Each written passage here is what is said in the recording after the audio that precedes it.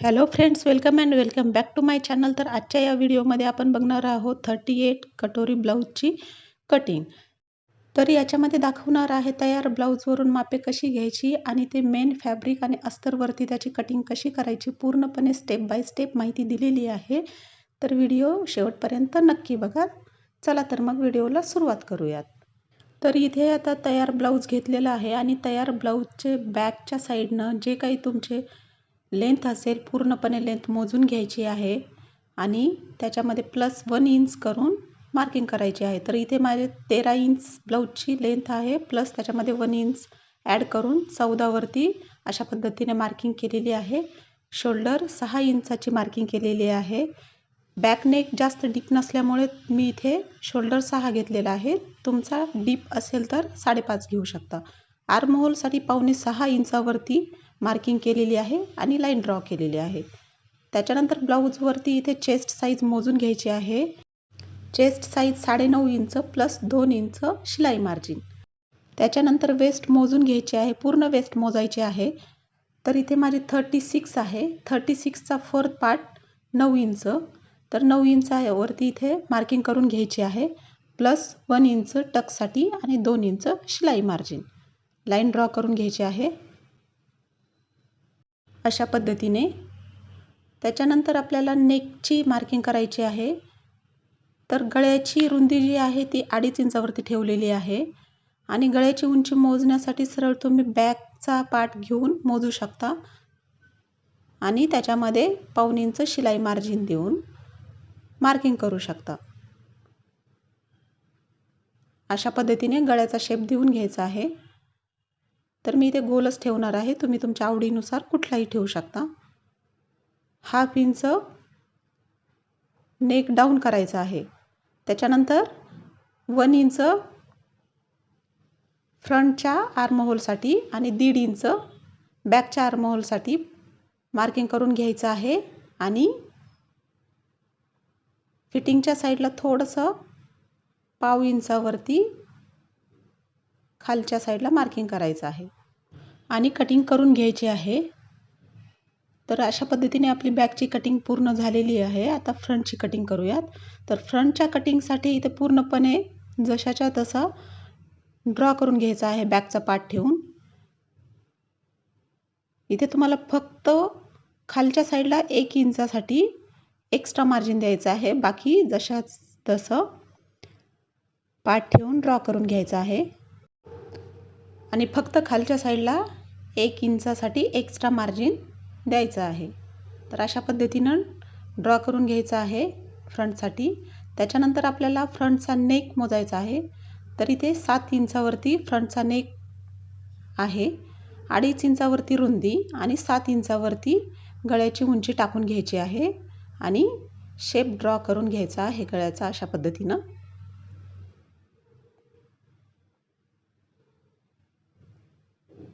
गोल shape draw करून घ्यायचा आहे. त्याच्यानंतर क्रॉस पट्टी मोजून घ्यायची आहे. तर इथे क्रॉस पट्टी 2.5 इंच प्लस त्याच्यामध्ये 1/2 इंच शिलाई मार्जिन अशा पद्धतीनं मी मार्किंग करून घेतली आहे 3.5 आणि 3 इंचावरती. लाईन ड्रॉ करून घ्यायची आहे आणि थोडासा शेप देऊन घ्यायचा आहे क्रॉस पट्टीला अशा पद्धतीने.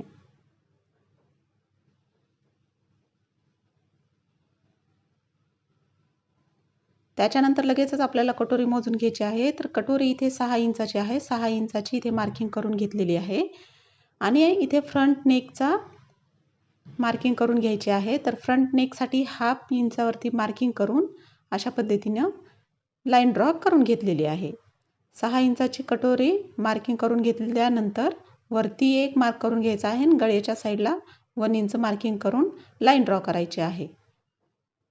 गळ्याच्या साईडला पण लाईन ड्रॉ करायची आहे आणि थोडासा गोल शेप देऊन घ्यायचा आहे कटोरीला. तर आता इथे 6चा अर्धा 3 इंचावरती मार्किंग करून वरती 1 इंचावरती मार्किंग करून लाईन ड्रॉ करायची आहे. लाईन ड्रॉ करून झाल्यानंतर कटिंग करून घ्यायची आहे. तर इथे आपला फ्रंटचा पार्ट रेडी आहे. अशा पद्धतीनं कटिंग करून घेऊया. इथे फ्रंट आर्म होलचा शेप देऊन घ्यायचा आहे लगेचच.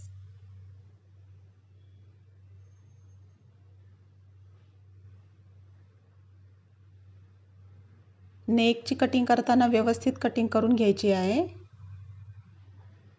कटोरी कट करून घेऊया.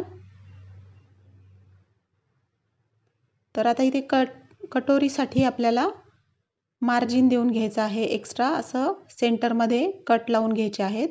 कटोरीला दुसऱ्या पेजवरती ठेवून सेंटरवरती मार्किंग करून खालच्या साईडला एक लाईन ड्रॉ करायची आहे आणि 2.5 इंचावरती मार्जिन द्यायचे आहे आणि दोन्ही साईडवरती 1.25 इंचाची मार्जिन देऊन अशा पद्धतीनं लाईन ड्रॉ करून घ्यायची आहे. चेस्ट साईज मोठी असेल तर 1/2 इंचमध्ये तुम्ही कमी जास्त करू शकता. गळ्याच्या साईडनं फक्त 1/2 इंच शिलाई मार्जिनसाठी द्यायचं आहे आणि जशास तसं लाईन ड्रॉ करून घ्यायची आहे. दोन्ही साईडला गळ्याच्या साईडनं फक्त 1/2 इंच द्यायचं आहे आणि कटिंग करून घ्यायची आहे. कटोरीचा आकार व्यवस्थित कट करून घ्यायचा आहे.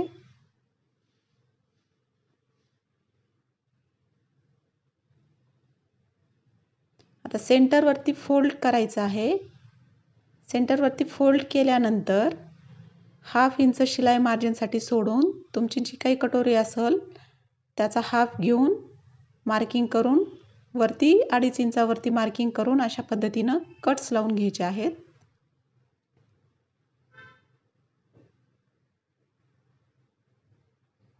अशा पद्धतीनं आपली कटोरी तयार झालेली आहे. तर याच्यामध्ये आता तुम्हाला फॅब्रिकवरती कटिंग करताना कुठेही एक्स्ट्रा मार्जिन द्यायची गरज नाही. इथे आपण एक्स्ट्रा मार्जिन देऊन घेतलेली आहे. आता फॅब्रिक कटिंग करूयात. तर इथे सगळ्यात आधी स्लीव्सची कटिंग करूयात. इथे स्लीव्सची लेंथ मोजून घ्यायची आहे. तर 8 इंच स्लीव्सची लेंथ आहे. 1 इंच त्याच्यामध्ये मार्जिन टाकून मार्किंग करून घ्यायचं आहे. अशा पद्धतीनं 9 इंचावरती आणि खालच्या साईडला 3 इंचावरती मार्किंग केलेलं आहे. लाईन ड्रॉ करून घ्यायची आहे. त्याच्यानंतर तयार ब्लाऊजवरून आर्म होल मोजायचा आहे. अशा पद्धतीने मोजून घ्यायचा आहे आर्म होल. इथे 8 इंच आर्म होल आहे. 8 इंचावरती मार्किंग करून 1/2 घेऊन मार्किंग करून अशा पद्धतीनं ड्रॉ करायचं आहे. तर इथे 4 इंच 1/2 करून ड्रॉ करून घेतलेला आहे. लगेचच स्लीवची रुंदी मोजून घ्यायची आहे.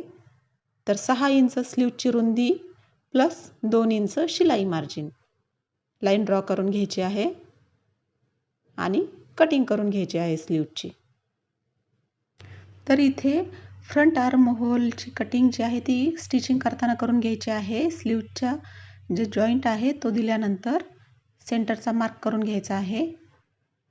त्याच्यानंतर बॅक पार्टची कटिंग करायची आहे.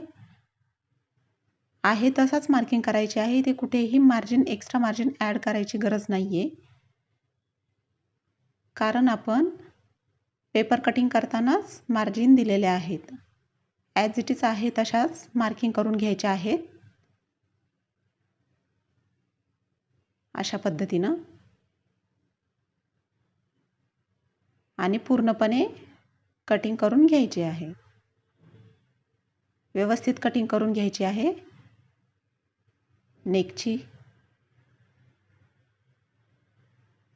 तर अशा पद्धतीनं अस्तरची कटिंग पूर्णपणे झालेली आहे. आता मेन फॅब्रिकवरती कटिंग करून घेऊयात. तर इथे बॅक आणि स्लीव्जला डिझाईन असल्यामुळे इथे अशा पद्धतीनं बॅक व्यवस्थित ठेवून घ्यायचं आहे आणि स्लीव्ज पण ठेवून घ्यायचे आहेत. कटिंग करून घ्यायचे आहे. ते थोडंसं एक्स्ट्रा मार्जिन देऊन कटिंग करून घ्यायचं आहे. कारण अस्तर जॉईन करताना कधी कधी कमी पडतं म्हणून याच्यासाठी. आता इथे स्लीव्जला फॅब्रिक कमी पडत असल्यामुळे जॉईंट देऊन घ्यावा लागेल. अशा पद्धतीनं स्लीवची कटिंग पूर्ण झालेली आहे. फ्रंटची कटिंग करून घ्यायची. इथे डबल फोल्ड केलेला आहे कपडा आणि अस्तर ठेवून अर्धा इंचाचे मार्जिन ठेवून कटिंग करून घ्यायचे आहे. तर बघू शकता इथे अशा पद्धतीने आपल्या ब्लाऊजची कटिंग झालेली आहे.